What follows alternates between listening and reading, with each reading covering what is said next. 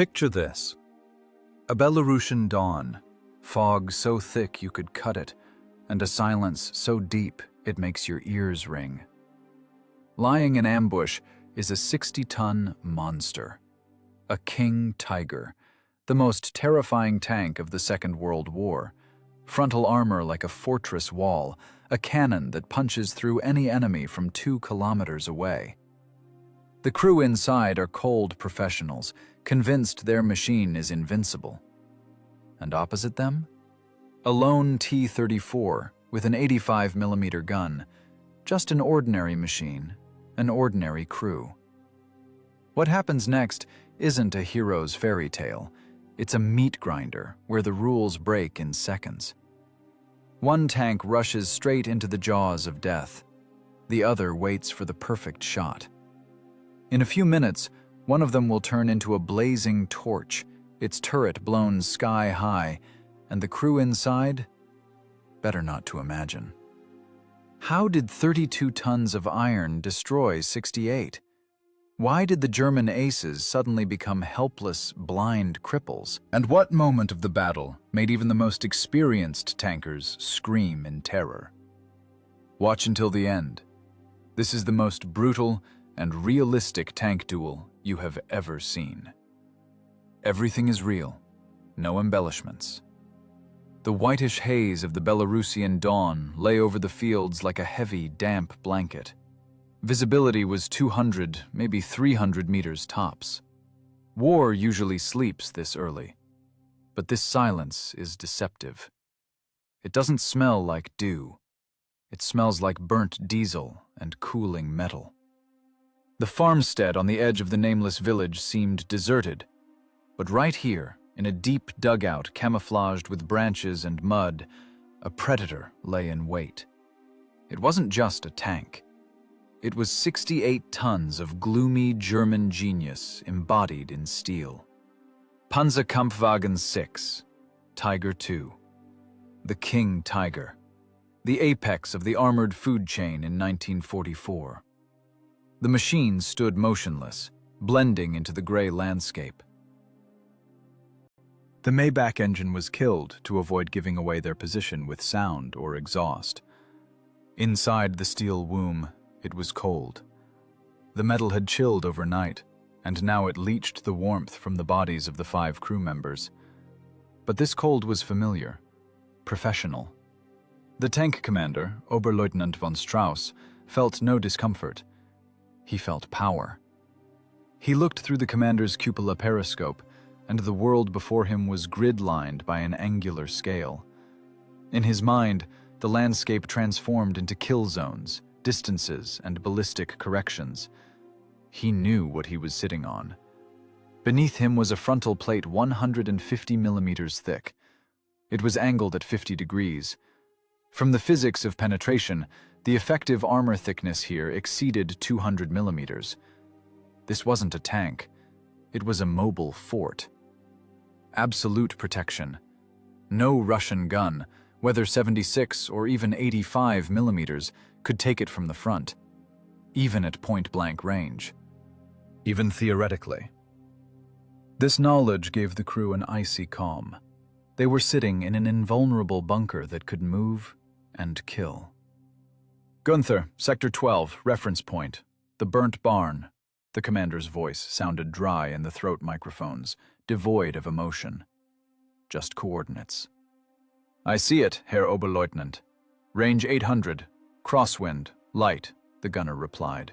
His face was glued to the eye cup of the monocular sight.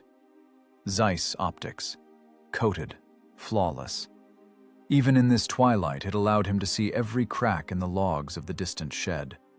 The main argument in their dispute with reality was the gun.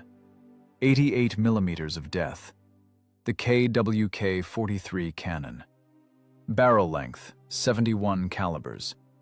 It was a scalpel capable of slicing open any Allied armor from a distance of 2 kilometers. The muzzle velocity of the armor-piercing shell was 1,000 meters per second. That is faster than sound, faster than reaction, faster than fear. The shell arrived before the victim could hear the shot. German engineering had created the perfect killing mechanism, a mechanism that forgave no mistakes and despised fuss. The Tiger crew waited. It wasn't passive boredom, but the tense concentration of a predator in ambush. The loader checked the rack. One-piece rounds over a meter long lay in their slots, ready to slide into the breech at the first signal. Each shell weighed 23 kilograms. Hard work, but the loader knew his drill. In this tight space, saturated with the smell of oil and gunpowder residue, every movement was honed to automatism. There was no place for heroism here, in the infantry sense. Calculus reigned here, geometry, material science. Von Strauss despised his opponents. Russian tanks were crude crafts to him, a mass product devoid of elegance. T-34s were tin cans. Yes, there were many of them, but what is a pack of rats against a lion? He believed in quality. He believed that one shot from his gun was worth 10 enemy shots. He believed in his armor, just as a believer believes in the Lord God. This faith was backed by millimeters of Krupp steel and joules of muzzle energy. "Contact possible any minute now," the commander said, not looking up from his observation instruments. "Listen to the horizon." "I hear a rumble," the radio operator responded instantly. "Diesel, heavy, low RPMs. Direction? Southeast, approaching." The morning ceased to be languid. The air inside the turret seemed to thicken. Each crew member mentally ran through their algorithm of actions. The driver placed his hands on the levers, ready, if necessary, to pivot the hull to present the thickest armor. Although, why? They were already positioned perfectly. The gunner slightly adjusted the horizontal traverse handwheel. The turret, weighing as much as a whole truck, moved a fraction of a degree smoothly, with the barely audible whisper of hydraulics. The crosshairs froze at the point where the enemy was supposed to emerge from the fog. It was the arrogance of power, a dangerous, intoxicating sense of superiority. The German crew did not consider the option of defeat. In their battle equation, the variable death applied only to the enemy. They were operators of a complex, expensive, and deadly machine that turned war into a shooting gallery. The range of point-blank fire for the Tiger began where Russian tanks were just starting to aim. The fog in the lowlands began to thin, torn apart by the rising sun. A silhouette emerged in the whitish veil, angular, squat, with the characteristic slope of the frontal armor. T-34-85. It moved confidently, brazenly, straight down the road, not hiding, as if it didn't know that death itself was waiting for it here in the bushes. "Target in sight." The gunner's voice was absolutely steady. "Tank, range 800. Coming head on." "Armor piercing," commanded von Strauss. "Wait for my command. Let him get closer. Let him see us before the end." The loader slammed the shell into the breech with a clang. The breech block snapped shut, cutting off the crew from the outside world and turning the gun into a loaded spring. The Tiger commander smirked. 800 meters. For his gun, this was a point-blank shot. The Russian tank was doomed. It was already dead. The mechanics of time just hadn't managed to formalize this fact yet. Seconds flowed viscously, like cold oil. The German machine, resembling an immobile concrete pillbox, had grown into the ground. It didn't breathe. It waited for that single moment when pressing the firing pedal would turn 8 kilograms of explosives and metal into a firestorm. Everything was calculated. Ballistics flawless. Armor impenetrable. The outcome predetermined. Or so it seemed to them. The V2 diesel roared at the limit, devouring diesel and spitting black clouds of smoke into the morning dampness. 500 horsepower struggled in the cramped engine compartment, forcing 32 tons of Ural steel to vibrate like a living organism in a fever. Inside the turret of the T-34-85, there was no silence. There was a roar that made ears ring even in headsets. This wasn't a comfortable German bunker with leather seats. This was a working capsule flying into hell. It smelled of overheated oil, the sweat of 4 men, and burnt gunpowder from past battles. A smell ingrained in coveralls, in skin, in the iron itself. Guards Lieutenant Volkov gripped the bracket of the commander's cupola. His body ached from the constant shaking. The Christie suspension swallowed the bumps, but every hit resonated in his spine. The viewport block danced before his eyes, blurring the picture of the world into a gray-green smear. They were moving at marching speed, cutting through the fog like an icebreaker.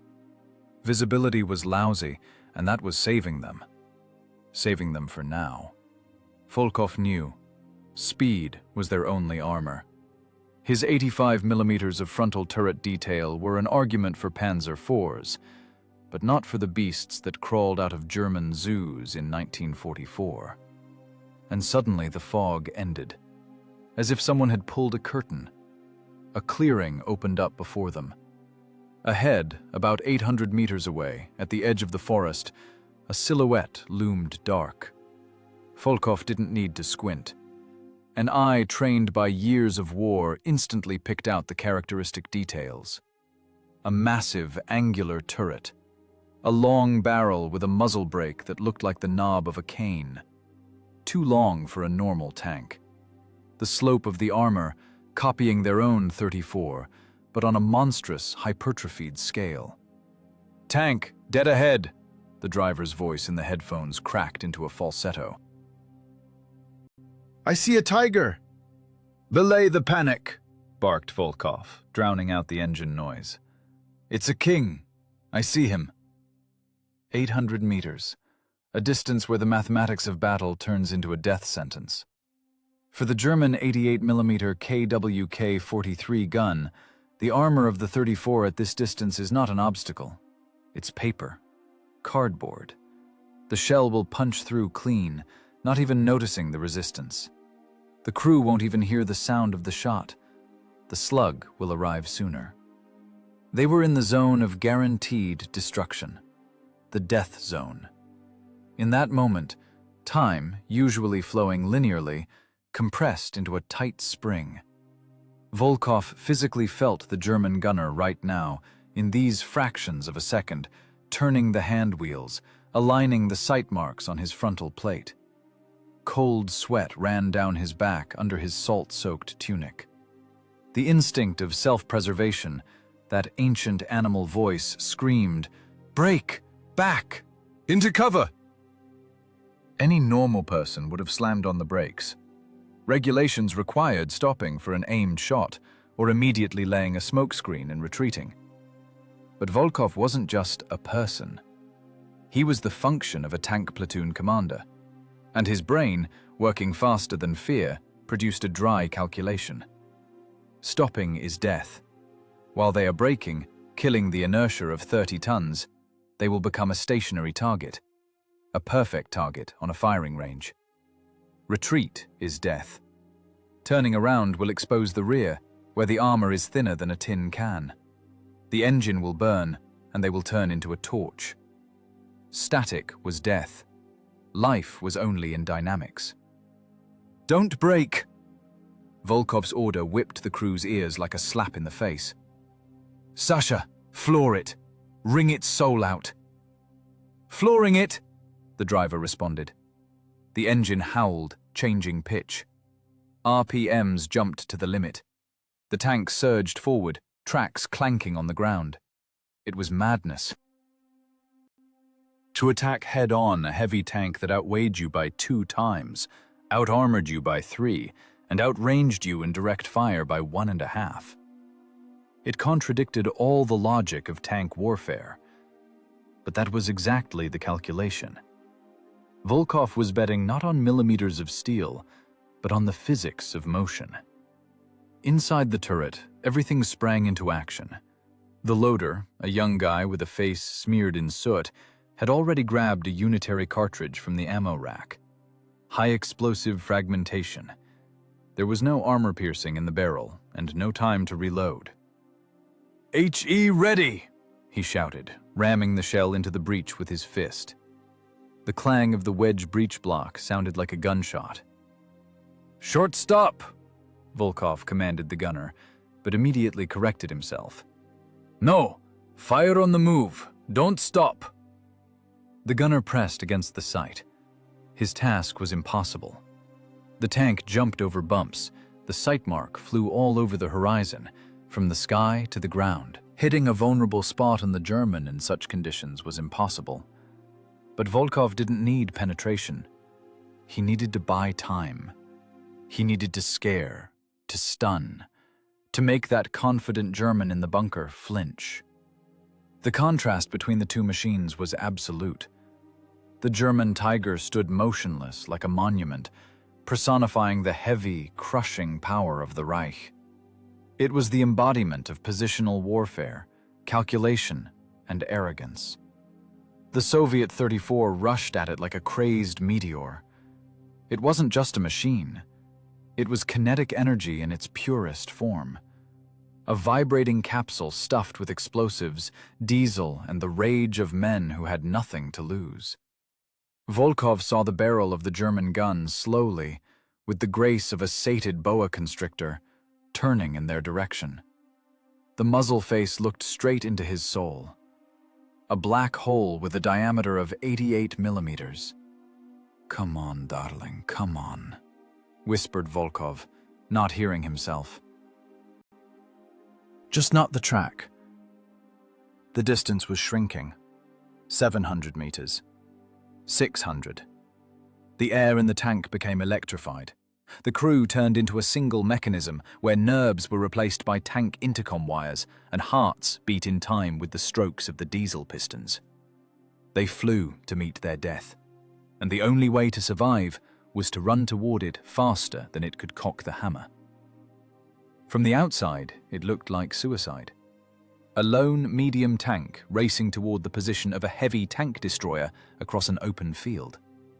But inside the cabin, icy concentration reigned. Volkov didn't think about heroism. He thought about velocity vectors and the angular speeds of the German turret traverse. He knew, Tiger hydraulics are slow. If they moved fast enough and unpredictably, they had a chance. 1 in a million. But it was their chance. "Prepare for maneuver," he rasped. "Now the dancing starts." The meeting took place. The pattern was broken. Instead of a target, the Germans got a problem approaching them at 45 kilometers per hour. In the sight of the Tiger gunner, the world narrowed to a narrow sector of view. The Zeiss crosshairs lay on the center of the frontal armor of the approaching Russian tank. The German gunner, Corporal Gunther, acted strictly according to instructions. It was the classic Panzerwaffe school. Waiting. He knew the psychology of the enemy. Now, seeing the monster in front of him, the Russian driver would instinctively let off the gas. The tank would dip its nose, damping the suspension oscillations to give its gunner at least a ghostly chance for a shot. This moment of stopping, those very 3 or 4 seconds of stasis, was what Gunther needed. In that instant, the trajectory would become linear and the target stationary. It was the law of tank dueling. To kill, you must stop. Gunther had already started taking up the slack on the trigger. His finger felt the cold metal. His brain turned into a ballistic computer, waited for only one thing: when the tracks of the T-34 would freeze. It was the logic of a sniper hitting a target at a range. He was sure of the script. All his combat experience, all the manuals hammered in by instructors said, the enemy will stop. But 800 meters away, Guards Lieutenant Volkov crossed out the German regulations. Perhaps the most important thought of the entire war raced through his head. Stopping is a gift. Stopping is death. He didn't have armor capable of withstanding the strike of an .88 caliber, but he had an engine. 500 horsepower against German pedantry. "Sasha, gas!" Volkov's scream in the intercom sounded like a shot, drowning out the hum of the transmission. "Floor it! Don't brake!" "We'll tear the gearbox, Comrade Lieutenant," rasped the driver, but his foot was already pressing the heavy fuel pedal down to the metal floor. It was a template breaker, a paradigm shift. Instead of accepting battle by the rules imposed by the stronger opponent, Volkov decided to impose chaos. "Zigzag! Left! Right! Break the rhythm!" he commanded. The V2 diesel howled. This wasn't the steady hum of a machine on the march. It was the strained roar of a beast lashed with a whip. The tachometer needle jumped into the red zone, toward 2,000 RPM. The 12-cylinder unit threw a column of oily black smoke into the atmosphere. Unburnt diesel flew into the pipes. The tank, instead of slowing down, surged forward with frightening dynamics. 30 tons of iron, obeying the will of a man and torque, jumped to the next gear. The driver yanked the steering clutch levers toward himself. Left! The tank threw sharply to the left, drifting at the rear. The track tore up the turf, spraying clods of dirt in a fan. Inside, the crew was slammed against the steel walls of the fighting compartment. The loader, barely keeping his balance, clung to the gun breech, skinning his knuckles to the blood. No shock absorption, only harsh impacts of metal on metal and bodies on armor.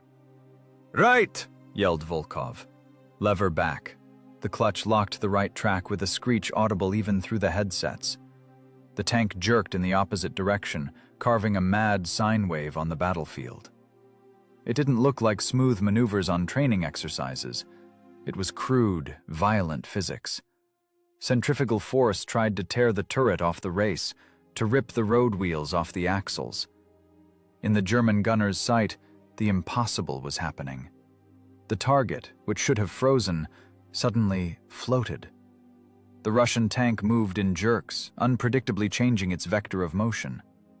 Gunther spun the traverse hand wheels, trying to keep the crosshairs on the frontal plate, but the Tiger's hydraulics, created for the smooth and precise turning of a heavy turret, couldn't keep up with this wild dance. The angular velocity of the target changed every second.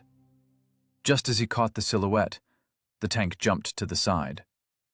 "What is he doing?" The gunner's voice trembled. "I can't lead him. He's not stopping." "Fire at will," barked von Strauss, losing his cool. His perfect plan was crumbling. The static target had turned into mercury. Volkov saw the muzzle flashes of his own gun. The gunner was trying to snap back, but it was fire into nowhere. Right now, the main weapon of the T-34 wasn't the ZIS S-53 cannon. The main weapons were the steering clutches and the gearbox. "Hold the RPMs," prayed Volkov, looking at the trembling needle. If the engine choked, if a track snapped, if the brake bands burned out, it would all end in a second. The tank went skidding, sideways, almost drifting, closing the distance with frightening speed. 600 meters. 500. The roar of the engine drowned out thoughts. Inside the 34 was a hell of G-forces. The smell of diesel mixed with the smell of fear and sweat. But not paralyzing fear, but the kind that injects adrenaline into the blood, making time flow slower. It was a duel of two philosophies. The German school, precision, stasis, power, calculation for one perfect strike. The Soviet school, in Volkov's execution, dynamics, pressure, disregard for rules, and machinery working at the limit of metal rupture. The German waited for a victim. He got a berserker. Volkov understood, as long as they moved like this, chaotically and fast, the German had problems. The angular displacement at a distance of half a kilometer at such a movement speed becomes critical for aiming at vulnerable zones. The German gunner, used to hitting standing or slowly crawling targets, faced an equation that his brain and his mechanisms didn't have time to solve in real time. Closer! Wheezed Volkov. We have to get right up to him. The machine vibrated so hard it seemed the rivets would fly out of their grooves. But it flew forward. Every meter won from death was a victory of momentum over mass. The enormous King Tiger was still silent, its turret twitching, trying to catch the elusive rhythm of the Russian dance. The seconds allotted for the first, most accurate shot were running out. The initiative, which just a minute ago belonged entirely to the German crew in their steel fortress, began to slip away, dissolving in the blue exhaust of the forced Russian diesel. In the turret of the King Tiger, tension reached a peak point. The gunner's nerves, taut as piano strings, couldn't withstand the chaos. The German fire algorithm, honed on ranges and in thousands of battles, malfunctioned.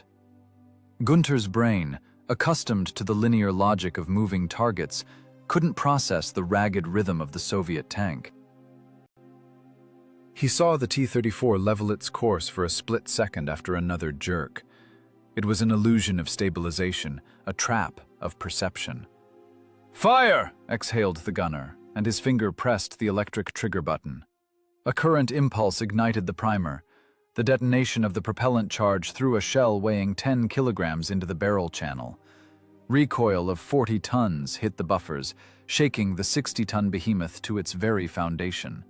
The casing flew out of the breech onto the floor of the fighting compartment with a ringing crash, smoking and exuding the acrid smell of burnt powder.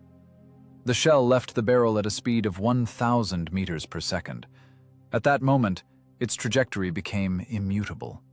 Physics could no longer be cancelled. The slug flew to the lead point, where, according to the Germans' calculations, the Russian tank should be in 0.8 seconds. But Volkov played ahead of the curve. Even before the muzzle flame burst from the German barrel, he, obeying some animal instinct, or simply the statistics of survival, hit the driver on the shoulder. "Turn! Right!" The driver yanked the right steering lever back. The track locked dead. The left one continued to spin, biting into the soil. The tank, moving at 45 kilometers per hour, was thrown sideways with monstrous force. The hull tilted, balancing on the verge of overturning. The crew inside was tossed like dolls in a box. But this crude maneuver, breaking the transmission, saved their lives. The 88mm Death whizzed past where the center of the frontal armor had been a split second before. The shell hit the ground, a meter from the left idler wheel. Explosion. It wasn't a movie flame. It was a hammer blow on an anvil. The earth reared up in a black fountain. The shock wave, dense as a concrete slab, hit the side of the 34. The tank weighing 32 tons was tossed up. Ringing in the ears instantly cut off all sounds of the outside world. Shrapnel and stones drummed on the armor like buckshot, knocking off paint and external equipment. But the armor wasn't pierced. The capsule's airtightness was preserved. "Alive," rasped Volkov, shaking his head to chase away the concussion. Blood from his nose dripped onto the map, but he didn't notice it. "He missed!" In the German tank, a momentary silence reigned. The realization of the miss didn't come immediately. The gunner saw the explosion, saw the cloud of dust hiding the target. He waited for the smoke to clear and to see a burning wreck. But out of the dust cloud, like a ghost, the green silhouette emerged again. Whole, angry, and it had gotten even closer. "Reload! Schnell!" yelled von Strauss, tearing his voice. Now time was working against them. The German gun is a complex mechanism. To take the next shot takes time. The loader, a burly Bavarian, rushed to the rack. He grabbed the heavy unitary round, slippery with grease. 23 kilograms. In the cramped turret, where every movement is constrained by the breech and mechanisms, this isn't just an action, it's weightlifting. He needs to turn around, lift the shell without hitting the fuse on the iron, and precisely ram it into the chamber. Precious time goes into this. 10 seconds, 12 seconds, eternity. For Volkov, these seconds stretched into infinity. He knew the enemy's specs. He knew that right now, in these moments, the tiger was toothless. It was the dead pause, a window of opportunity that would slam shut with the clang of the German breech block. "Push it! Push it to the max!" screamed Volkov.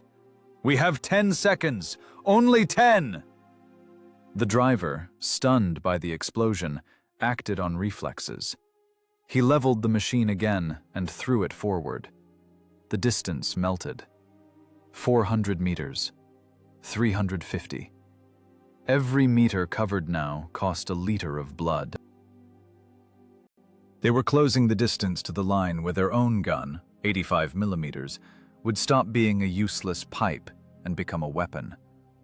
Volkov understood. The German gunner is panicking right now.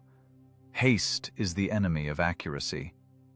While the loader fusses with the shell, the gunner loses the target, falls out of rhythm. Psychology was working for the Russians. Inside the Soviet tank stood the smell of burning and tension. The crew worked like a well-oiled clockwork mechanism, pushed to the limit of the spring's strength. The loader in the T-34 had already rammed a new shell.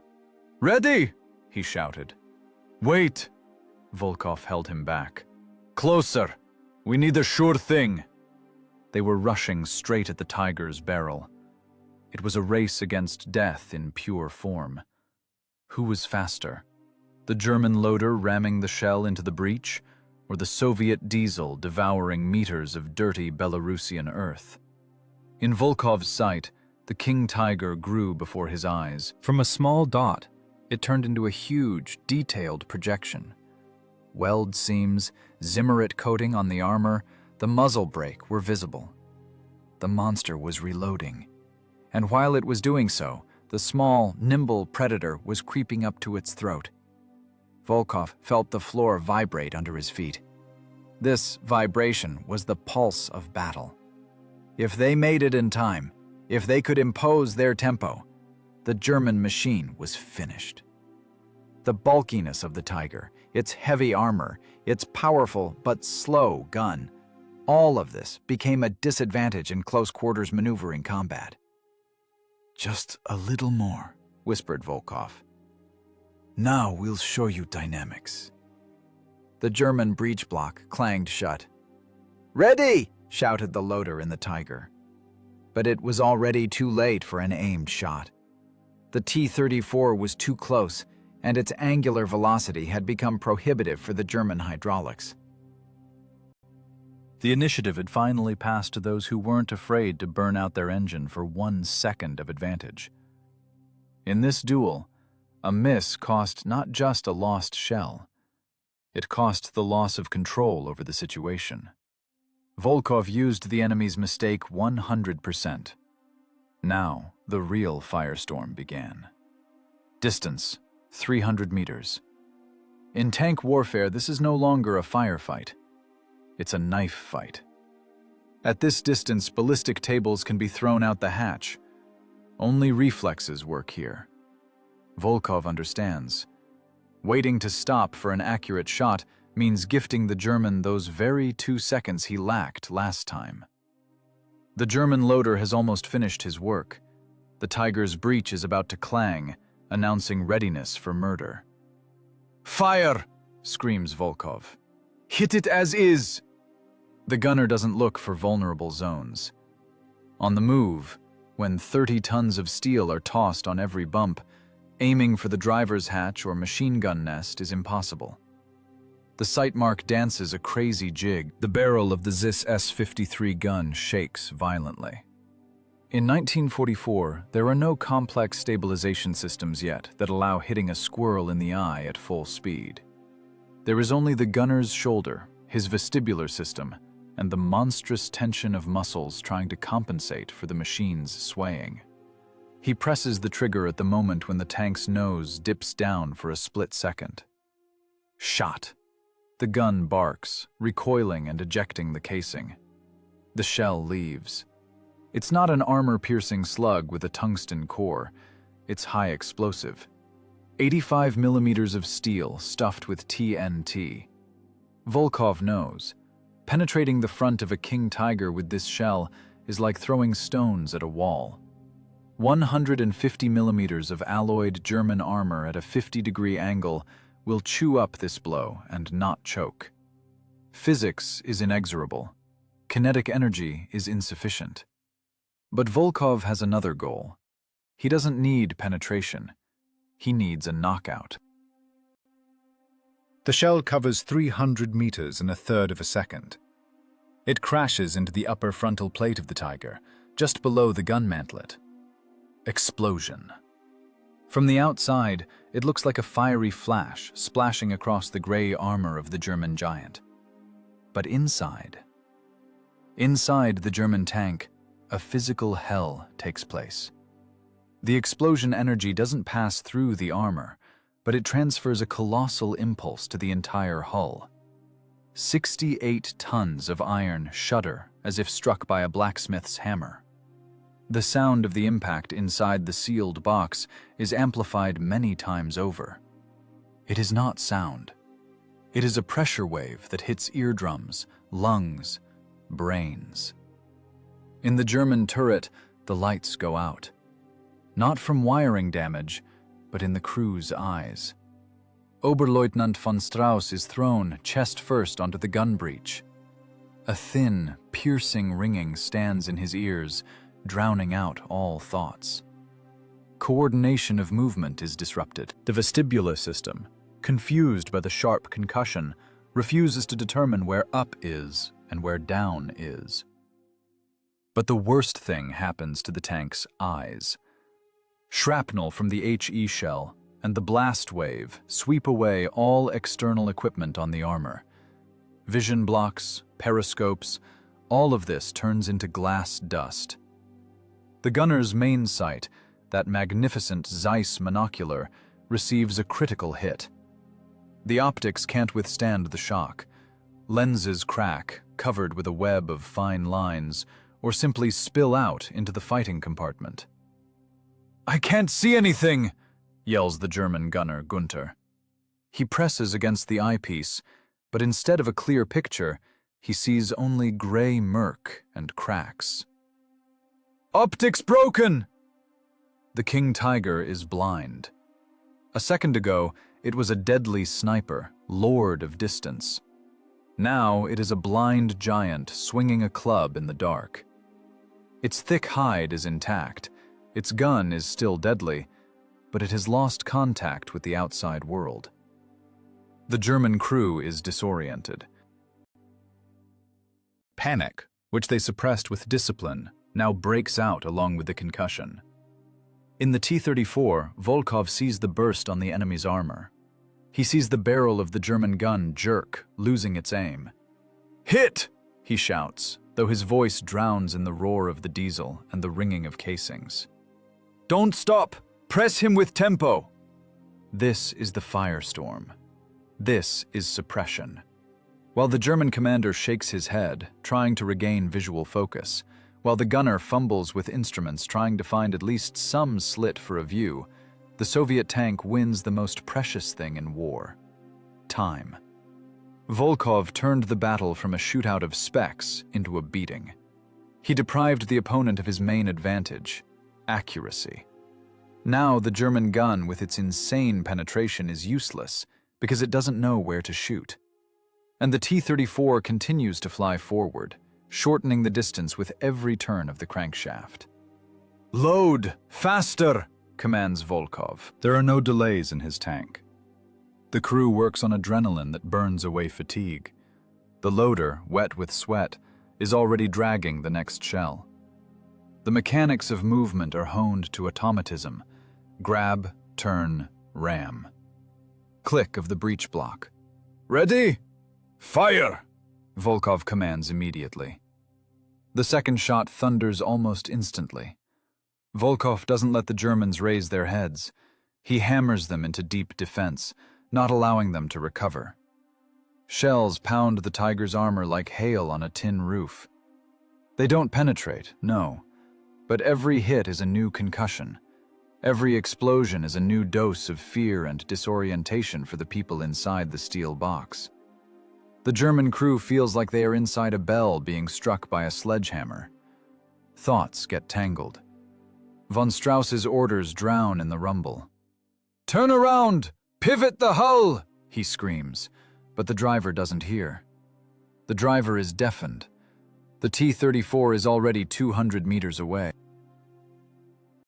It grows in size, filling the entire space. The predator and prey have swapped places not because one grew teeth, but because the other had its eyes gouged out. Aggressive battle surgery performed by Volkov is working. He is cracking the defense open not with a shell, but with tempo. He is imposing his game, where the rules are written not by German engineering genius, but by Russian fury and reload speed. Smoke from the bursts envelops the Tiger's turret. The German tank waves its barrel from side to side like a blind bull trying to gore an invisible matador. But the matador is no longer there. The matador shifts to the flank, continuing to spray the enemy with fire, not giving him a single second to take a breath and press the trigger. It is the triumph of dynamics over statics, the triumph of action over waiting. Inside the King Tiger, time, which used to be the German crew's ally, turned into a viscous, deadly trap. After the first HE hit on the frontal plate, a heavy, ringing silence of concussion hung in the fighting compartment, immediately torn by the commander's screams. The loader, a huge, red-headed corporal who usually worked like a metronome, fell out of rhythm. In his hands was an 88mm shell, 23 kilograms of death and steel. On the range, in a calm setting, he rammed it into the breach in 8 seconds. But now, the floor under his feet was shaking violently, and the air was thick with dust knocked out of the seams of the plating by the shock wave. The shell seemed incredibly heavy. His hands, slippery with sweat, trembled. The corporal tried to lift the slug to the breach, but the tank jerked, taking another hit from tracks on a rut. The warhead of the shell thumped dully against the breech face, missing the loading tray. A precious second lost. The corporal cursed, re-gripping the heavy cylinder. In his eyes was fear, not of death, but that he wouldn't make it in time. He felt the stopwatch in his head counting down the moments until the next Russian shot. 30 meters away from him, in the cramped, diesel-soaked turret of the T-34, a completely different math was in effect. There was no heavy German monumentality here. Angry, feverish speed reigned here. The Soviet loader worked on reflexes hammered into the subcortex by thousands of repetitions. The 16-kilogram 85 caliber shell was lighter than the German one by almost a third. This gave a physics advantage that converted into a rate of fire. While the German loader struggled with inertia and weight, trying to cope with gravity, the breech of the Soviet gun had already clanged shut. "Ready!" The loader's shout merged with the engine roar. Volkov didn't wait. He didn't need a perfect picture in the sight. He needed fire density. He understood. While the German hydraulics try to turn the multi-ton turret, while their gunner wipes his eyes and the loader fusses with the ammo, he has a window of opportunity. Russian rate of fire against German caliber. 7 seconds reload against 12. Those 5 seconds of difference were the very abyss into which Volkov intended to push the German beast. "Fire!" The command wasn't an order, but a trigger for releasing energy. The second shot from a distance of 200 meters. Missing was impossible. The shell crashed into the mask of the German gun, a cast part of complex shape covering the turret embrasure. It was the thickest place. It couldn't be penetrated. But the kinetic energy of the impact didn't disappear anywhere. It transferred into metal deformation.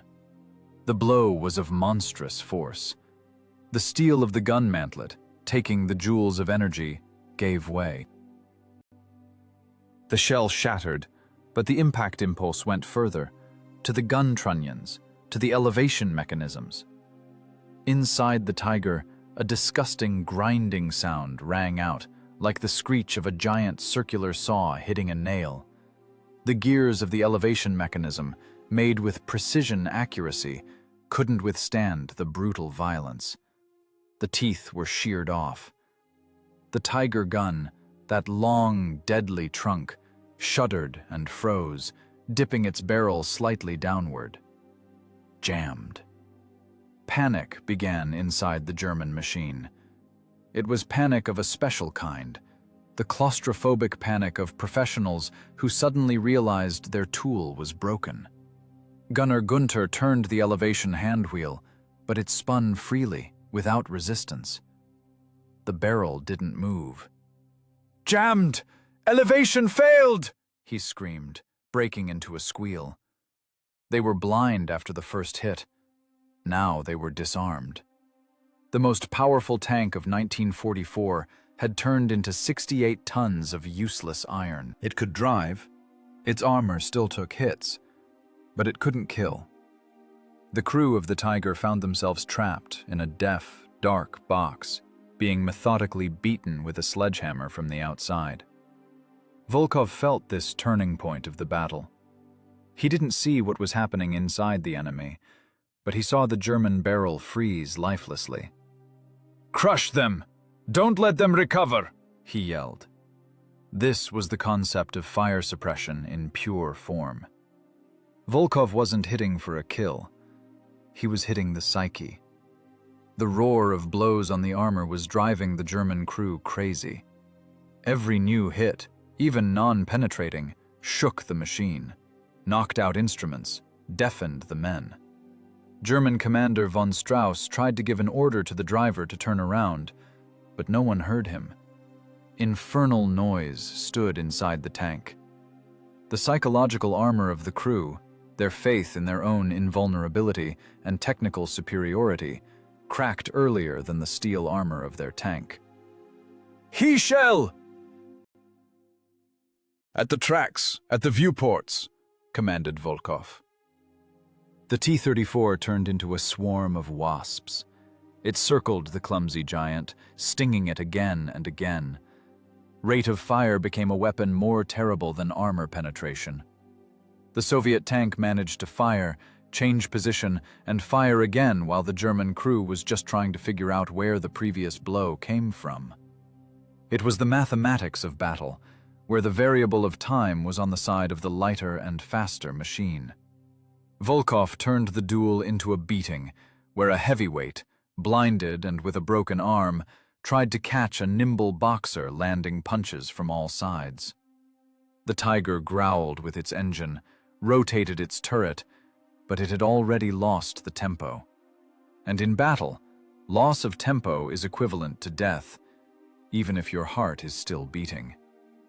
The distance collapsed to 200 meters. In the world of tank tactics, this is called a clinch. At such a distance, ballistics cease to exist, giving way to pure mechanics and geometry.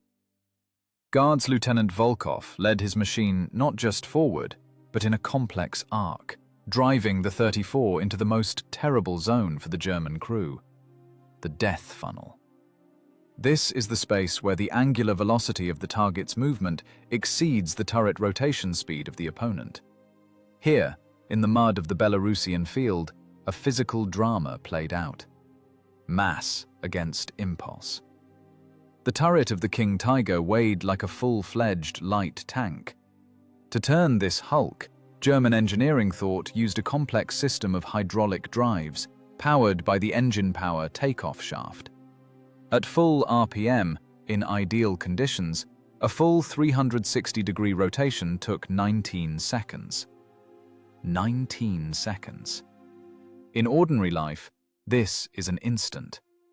In battle, at pistol range, it is eternity multiplied by helplessness. "Push it! Flank right!" Into the dead zone, rasped Volkov, clinging to the commander's hatch. The Soviet tank, roaring with its diesel, slipped past the line of fire and began to describe a deadly circle around the German giant. For the Tiger gunner, this became the end of meaningful resistance. He pressed the turret traverse pedal to the floor, trying to catch up with the elusive green silhouette. The hydraulics howled at the limit, pumps pumped oil under monstrous pressure, but the physics of inertia could not be cheated. The multi-ton turret accelerated too slowly. It lagged hopelessly behind. The barrel of the 88mm gun dragged behind the stern of the T-34 like the hand of a blind man trying to grab a passing fly. Inside the German machine, panic was replaced by the cold horror of realizing helplessness. They saw through their observation slits as the Russian tank rushed past and could do nothing. They were locked in the most protected but slowest prison in the world. The electric traverse drive, duplicating the hydraulics, didn't save them either. Rotation speed was insufficient. The Russians imposed a waltz tempo on them, whereas the Tiger only knew how to dance a marching drill. "Machine gun!" commanded Volkov. "At the slits! Don't let them stick their heads out!" The radio operator machine gunner, sitting to the right of the driver, pressed the trigger of the bow DT machine gun. The disc of 63 rounds began to empty with frightening speed. Tracer bullets drummed on the frontal plate and turret of the Tiger. Of course, 7.62mm couldn't penetrate armor designed for artillery strikes, but the task was different. A lead rain flooded the observation devices. Bullets crumbled against hardened steel, striking sparks and lead dust. This dust and jacket fragments clogged the narrow slits of the triplexes, finally blinding the enemy. The ringing from bullet hits on the armor inside the Tiger merged into a continuous hum, resembling the work of a giant jackhammer. It was sonic terror. The German commander instinctively pulled his head into his shoulders. To stick out of the hatch to look around or use the anti-aircraft machine gun was tantamount to suicide. Any attempt to look outside would lead to instant death from the lead squall. "Hold him! Hold him!" The excitement of battle overwhelmed Volkov's crew. They felt their superiority. Not technical, but tactical. The bulky, clumsy Tiger spun in place, tearing the earth with its tracks, trying to present its front to the threat. But it was late. The T-34 was faster, lighter, meaner. It was an instrument of aggressive surgery, cutting off all chances for the enemy to strike back. At this moment, the entire essence of the confrontation between two schools of tank building manifested. The German school created pillboxes on tracks, ideal for shooting from a standstill at long distances. The Soviet school created machines of maneuver, machines of breakthrough. And here, at a distance of 100 meters, maneuver defeated armor. Volkov used the enemy's inertia against him. While the Tiger damped oscillations after sudden braking, trying to pivot the hull, the T-34 was already at another point. "Flanking maneuver!" shouted Volkov. "We're going to gut him!" The tank swerved sharply, coming onto a parallel course, but flanking. Now they saw not the sloped frontal plate from which shells ricocheted, but the high, vertical side of the turret and hull. The armor was thinner here, 80 millimeters. And most importantly, it stood at a right angle. No slope, no effective thickness, pure geometry of vulnerability. Volkov saw the side of the Tiger as if on a blueprint. Behind this flat steel wall were fuel tanks and ammo racks. The most dangerous, most explosive zones. The Germans, confident in their frontal invulnerability, often neglected flank protection in tactical terms, relying on combat range. But there was no more range. There was point blank. "Armor piercing," Volkov commanded. His voice was firm as a bolt carrier. "Load AP."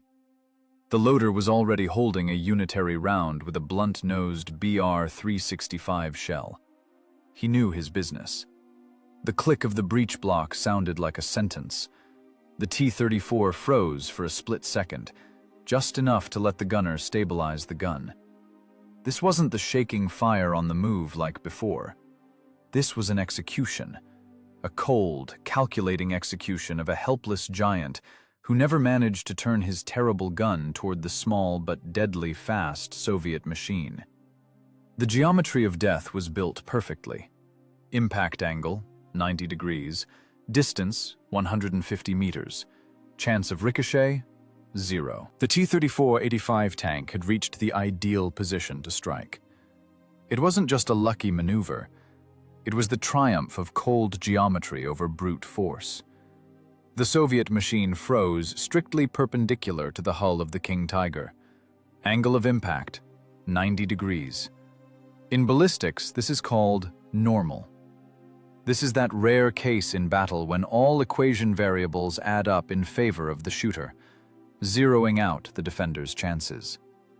The huge turret of the German tank, looking like a cliff face, still continued its slow, agonizing rotation. Hydraulic drives howled, trying to turn 88 millimeters of death toward the threat. But physics was inexorable.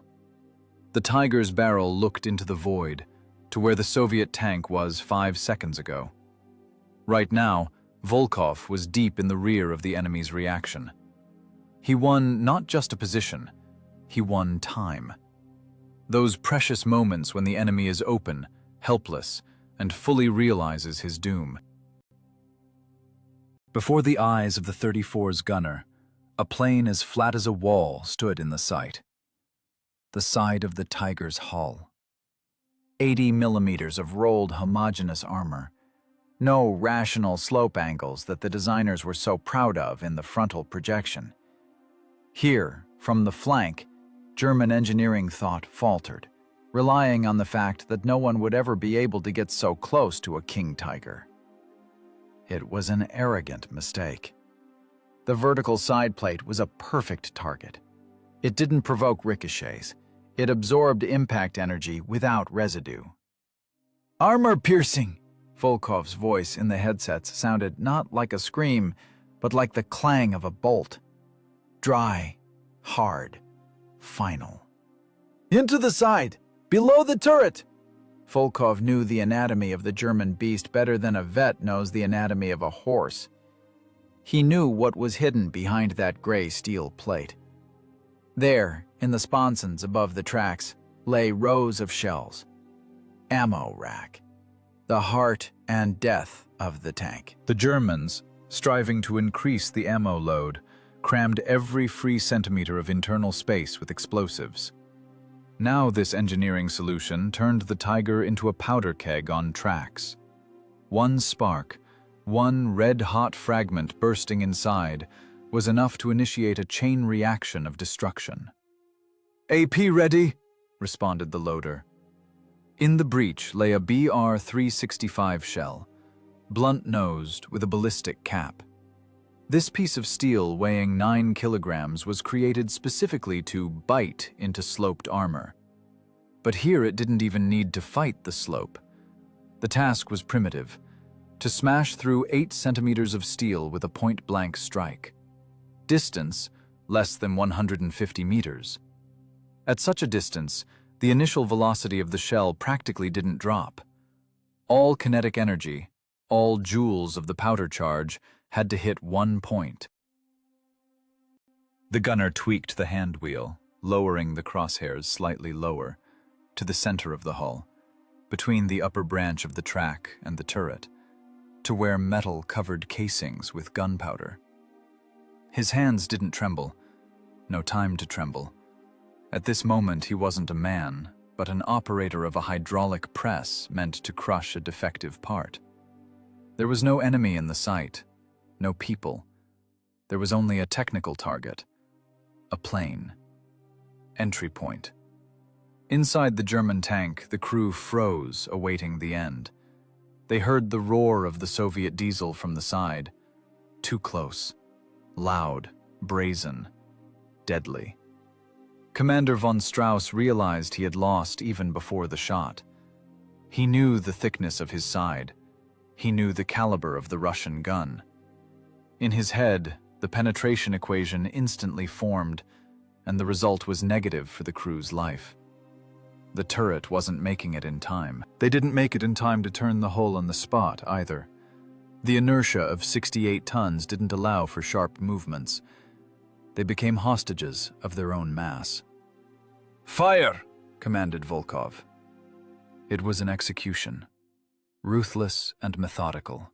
No dueling romance.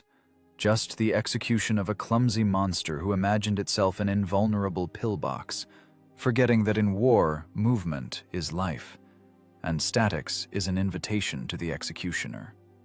The gunner smoothly pressed the trigger. An electric impulse ignited the charge. The tank jerked back, taking the recoil. A sheaf of flame burst from the barrel, instantly blown away by the wind. The armor-piercing slug left the rifled barrel channel, spinning around its axis. It needed to fly negligible fractions of a second to connect 2 points in space: the muzzle of the Soviet gun and the side of the German heavy tank. At this moment, physics canceled all probabilities. Ricochet was impossible. Slipping excluded. The shell went strictly along the normal. The velocity vector coincided with the impact vector. It was pure, unclouded mathematics of destruction. The blow was supposed to land exactly where it wasn't expected, in the soft underbelly of the armored monster. German steel, alloyed, hardened, created by the best metallurgists of the Ruhr, was now powerless before the simple law of conservation of momentum. The T-34, inferior to the Tiger in everything on paper, in reality, ended up at the point where its gun became the absolute weapon. The shell crashed into the side. The sound of the impact was short, dry, and terrible. It was the sound with which a spine breaks. The metal couldn't hold. The local pressure at the contact point exceeded the yield strength of steel thousands of times over. The armor flowed like wax, letting the foreign body inside. A spray of red-hot fragments torn from the inner side of the armor plate splashed like a fan into the Tiger's fighting compartment, straight into the rack of unitary rounds. Geometry worked flawlessly. The duel, which began as a confrontation of armor and shell, ended with the victory of tactical maneuver. The surgical cut was made. Now it only remained to wait for the organism's reaction. Penetration. In technical reports, this word is written dryly as a statement of fact. But in reality, inside the closed volume of a tank, it is an instantaneous thermodynamic catastrophe. The armor-piercing shell of 85 caliber, having smashed through the side armor, didn't stop. It gave up its kinetic energy, turning it into heat and a shrapnel storm. Deformation of metal at the entry point heated the steel to white glow, to 1,500 degrees. A sheaf of red-hot armor fragments and remnants of the shell core itself burst into the fighting compartment of the King Tiger. It was like a shot from a giant shotgun in a cramped room. The trajectory of the fragments intersected with what German engineers feared most, with the ammo racks. In the sponsons of the right and left sides of the Tiger, dozens of unitary rounds were stored. Heavy casings filled with tubular propellant based on nitrocellulose. It was concentrated chemical energy waiting for its hour to throw a shell out of the barrel. But now the order was violated. A red-hot fragment flying at the speed of a bullet pierced the thin wall of a brass casing. Ignition occurred instantly. This wasn't a fire in the household sense. It was deflagration, explosive burning. The powder in one casing flared up, creating a temperature of 2,500 degrees and monstrous pressure. The fire instantly jumped to adjacent charges. The chain reaction took hundredths of a second. Inside the tank hull, hermetically sealed with hatches, a local sun formed. Gas pressure grew exponentially. The Tiger's hull, welded from sheets of the best Krupp steel, was designed to take hits from the outside. But it wasn't designed for an explosion from the inside. The gases needed to get out. Physics sought the path of least resistance. First, it blew out the hatches. Heavy steel covers weighing tens of kilograms were torn off their hinges and tossed into the sky like cardboard sheets. Columns of roaring flame, resembling torches from gas wells, burst from the opened holes. But that wasn't enough. The volume of expanding gases was too great. Pressure inside the hull reached a critical mark when the strength of weld seams and structural joints ceased to matter. What happened is what tankers call popping the turret. The turret of the King Tiger, together with the gun, weighed about 18 tons. That's the weight of 2 empty trucks. But the force of the ammo detonation, almost 60 shells of 88mm caliber, turned this mass into a toy. The turret ring bolts, as thick as an adult man's arm, were sheared off like pasta. The multi-ton steel structure jumped. It tore off the hull, rose into the air a meter, enveloped in a cloud of fire and black smoke, and crashed onto its side with a roar, slightly away from the chassis. The long barrel of the gun, which the German commander was so proud of, went into the ground, bending under its own weight. The sound of the explosion drowned out all battle noises. It wasn't a pop, but a heavy, low-frequency strike that was felt by the diaphragm. The earth shuddered. The shockwave went out in circles, flattening the grass and tearing away the last shreds of fog. The T-34, located just 15 meters from the epicenter, rocked like a dinghy on a wave. Volkov, looking through the viewport, squinted for a second from the unbearable brightness of the flash. The heat was felt even through the armor of his tank. "Detonation confirmed!" The gunner's voice trembled. There was no joy of victory in it, only animal horror before the witnessed power of destruction. The King Tiger ceased to exist as a combat unit. Now it was a bonfire. An elite machine, the pinnacle of technical thought of the Third Reich, created for dominance on the fields of Europe, turned into a pile of twisted, burning metal. Road wheels, stripped of rubber tires, were melting. Fuel tanks located in the engine compartment burst, adding hundreds of liters of diesel to the fiery hell. Thick, greasy smoke rose in a column into the sky, marking the place of the Steel God's death. The T-34 rushed past the defeated enemy without slowing down. Volkov's crew heard the remaining shells continuing to explode inside the burning wreck. Bang, bang, bang. It sounded like the last heartbeats of a dying monster. The heat from the fire scorched the side of the Soviet machine. The paint on the armor bubbled. The smell of burnt meat, oil, and red-hot iron penetrated the fighting compartment, forcing the crew to hold their breath. No triumph, no shouts of hurrah, only cold, devastating understanding. It was pure physics. If they had been late by a second, if the driver hadn't floored the gas, if the gunner had flinched, they would be burning in place of this bonfire. The line between life and death in tank combat is measured not by luck, but by reload speed and angular velocity of turret rotation. Volkov looked at the receding column of smoke in the rearview mirror. The gigantic Tiger now looked pitiful, decapitated, black, smoking. It was a monument to overconfidence, a monument to the fact that even the thickest armor is powerless if the enemy is faster, meaner, and ready to take risks not written in the instructions.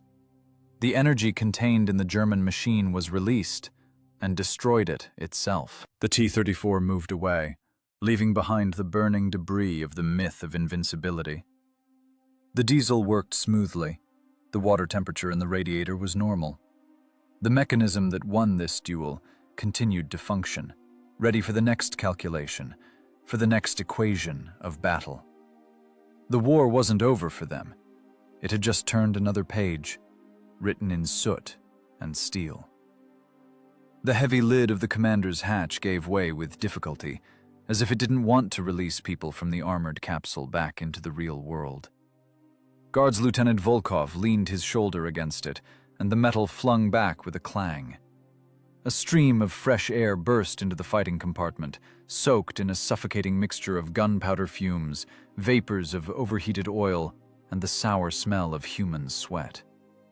It hit the lungs like ice water, burning and simultaneously sobering. Volkov climbed out onto the armor waist deep. The morning fog, which 10 minutes ago hid the battlefield, had almost dispersed. The sun was already high, indifferently illuminating the torn-up earth. Half a kilometer behind them, where the farmstead remained, a thick, black column of smoke rose into the sky. It was the funeral pyre of the king tiger. From time to time, muffled pops were heard. Remnants of the ammo load continued to detonate in the red-hot belly of the German machine, tearing apart what was left of the engineering masterpiece. The T-34 diesel idled, calming down after the mad race. The hull vibration became soft, lulling. Only now, when the deadly tension released, did the crew get hit by the rollback. The adrenaline that made them act faster than thought burned out, leaving behind emptiness and coarse trembling in the hands. It was a normal physiological reaction. The organism, working in overload mode, was calling in debts. The driver, leaning out of his hatch, pulled off his headset. His face was black with soot. Only the whites of his eyes and teeth were visible. He greedily gulped air with his mouth, trying to calm his heartbeat. He looked back at the black trail of smoke, then at the commander. In his gaze was not triumph, but bewilderment, as if he himself didn't believe in what had just happened. By all laws of logic and ballistics, they should be dead.